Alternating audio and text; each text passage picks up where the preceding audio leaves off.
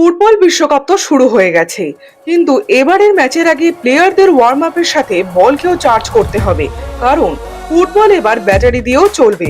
2022-এর বিশ্বকাপে রোনাল্ডোর একটি গোলে কন্ট্রোভার্সি হয়েছিল যে ওনার চুল বলকে স্পর্শ করেছিল কি না।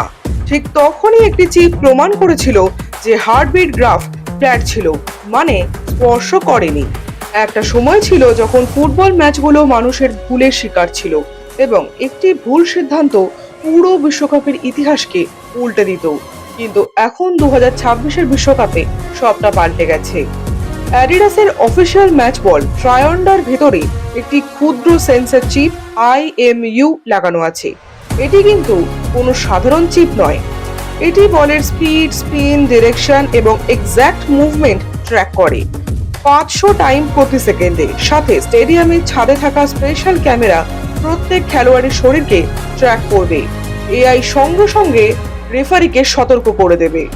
এই টেকনোলজি এতটাই উন্নত যে সঙ্গে সঙ্গে একটা 3D VR সিন তৈরি হবে আর ব্রডকাস্ট স্ক্রিনে ফ্যানেদের একদম ফিফা ভিডিও গেমের মতন 3D অ্যানিমেশন দেখাবে, যেটার আর কোনো রকমের সন্দেহ থাকবে না।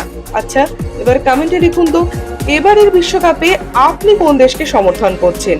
ও আর একটা কথা, ভিডিও ভালো লেগে থাকলে চ্যানেলটিকে সাবস্ক্রাইব করতে ভুলবেন না।